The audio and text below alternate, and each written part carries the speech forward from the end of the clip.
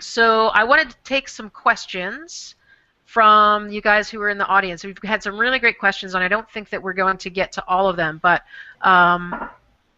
Terry, Coach Debbie Bernardes wants to know about stroking and body height.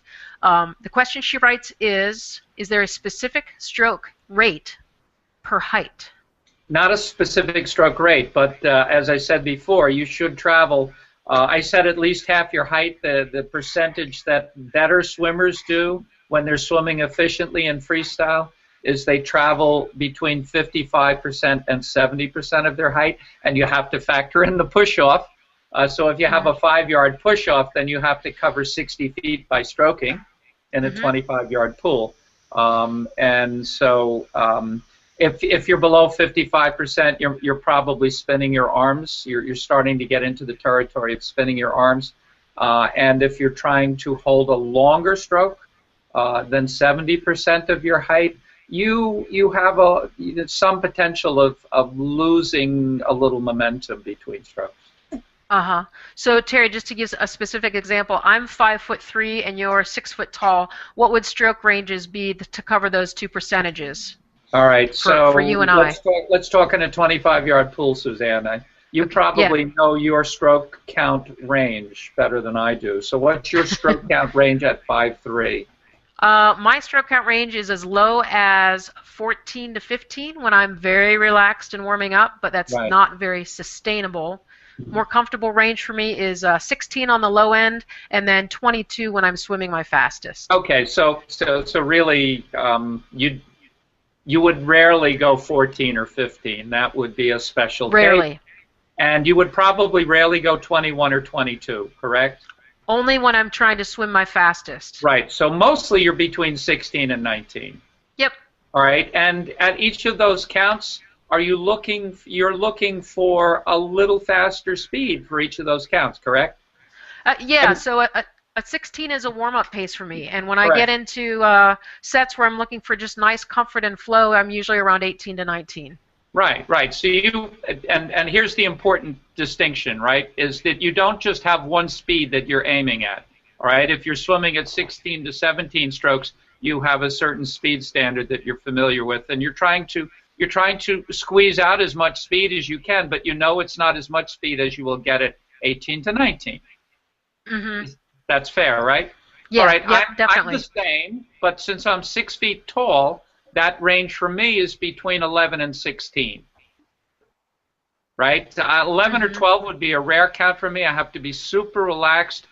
Very few swimmers, even at my height, would be able to take that stroke count and be efficient. It would be a strain. All right, but a reasonable count for someone my height is to aim for is 13 to 16 strokes per length.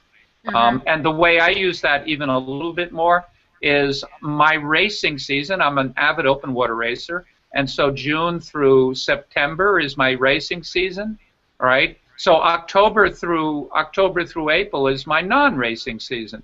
So I swim a lot at the lower end of my stroke count range out of racing season. I'm more relaxed. I'm not as speed oriented, and as I move closer to racing season, I'm moving, so I'm 13, 14 for most of what I do, sometimes a little lower than that right now in January.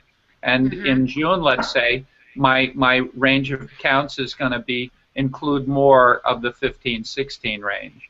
I can't count strokes in an open water race, obviously, but what I take into the race is the muscle memory of the feel of a 16, the feel of a 15, and so on. Great.